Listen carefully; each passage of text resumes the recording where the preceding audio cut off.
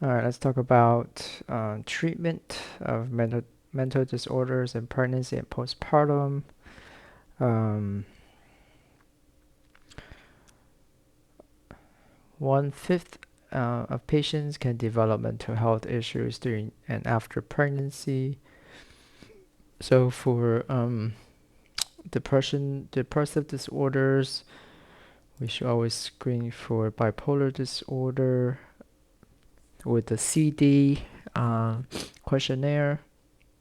We can use SSRI or SNRI as first line for mild to moderate symptom, sertraline or Zoloft, or escitalopram or Lexapro. Progressive taper over 2 to 4 weeks when discontinuing. Fluoxetine has a long half-life, increased risk for neonatal adaptation syndrome. Moderate to severe depression with the onset in the third trimester or 4 weeks postpartum, we can use brexanolone due to rapid onset. However, there is no data on breastfeeding safety. It also needs inpatient monitoring during infusion. There is the can use this general approach to risk counseling for depression, psychopharmacotherapy. So risk of undertreating or no treatment for depression during pregnancy. There is limited engagement in medical care or self-care. There's substance abuse, preterm birth, low birth weight, preeclampsia, postpartum depression, impaired infant attachment, disrupted relationship with partner, and possible suicide.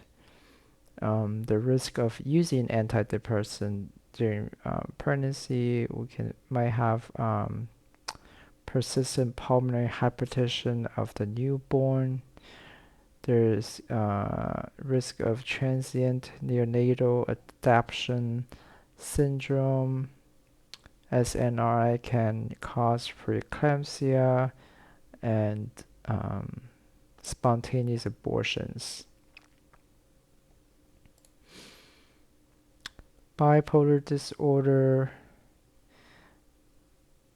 So we have the bipolar 1 and 2 disorders. Postpartum relapse is 35% if not treated. Can be the relapse rate can be as high as 65%. Valproate is not used anymore due to possibility of fetal valproate syndrome that can cause craniofacial, cardiovascular, and limb malformations. Carbamazepine or oxcarbazepine should be transitioned to other medication pre-pregnancy. Lithium is first line for manic episodes. Lithium dosing must be monitored during pregnancy and postpartum. There is a risk of Epstein anomaly associated with first trimester exposure. Lamotrigine is first line for depressive phenotype. Up-titration is commonly needed during pregnancy due to increased clearance.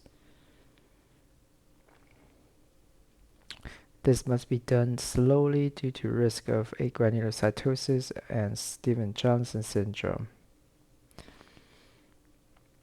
Quetiapine has the lowest placental passage and is considered first-line antipsychotic. Lurasidone is also FDA approved for depressive bipolar disease.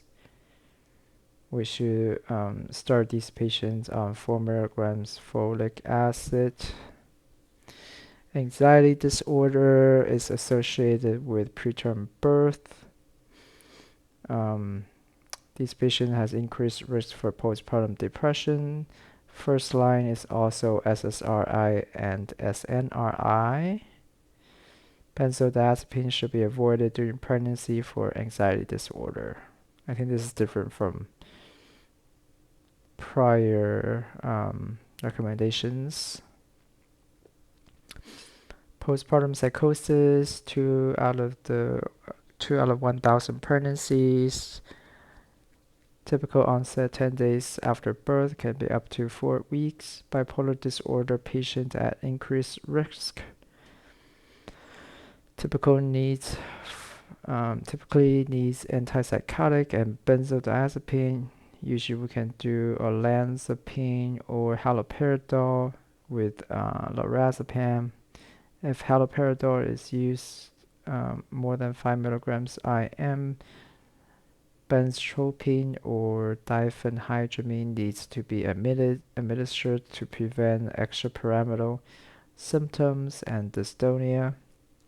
Prevention with immediate high-dose lithium after delivery and foregoing breastfeeding for sleep preservation can prevent postpartum psychosis. Remission of symptoms should occur for 6 to 12 months before discontinuing any of these medications listed above. Let's take a look. Anything else? Oh yeah. Dosing for sertraline, 25 milligrams.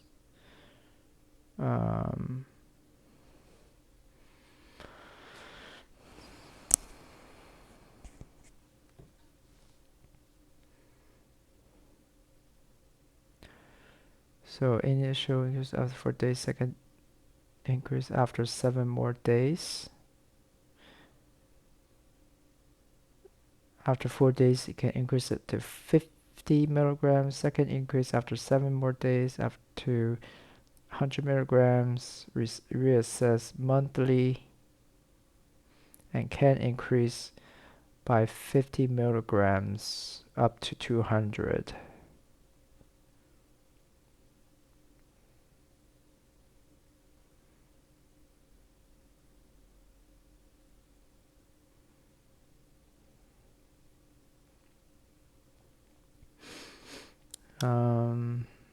What else? Okay, so this one is psychopharmacotherapy exposure in pregnancy. So compared to these medication, patients that are not on anything,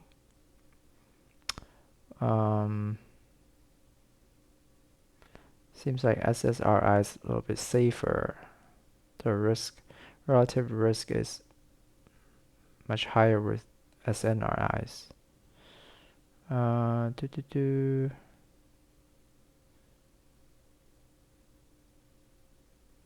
So slight increase in pregnancy loss with SSRI. I mean 1.02, that's basically nothing. So congenital cardiac malformations, there's practically no difference. No difference because for pregnancy loss actually. Confidence interval is 1.5. Yeah.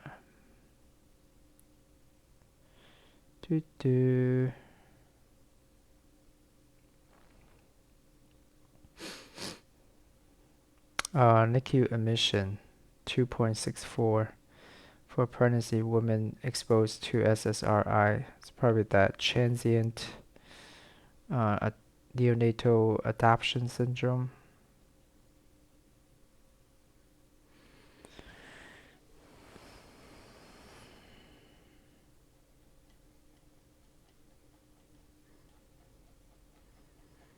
I think that's it.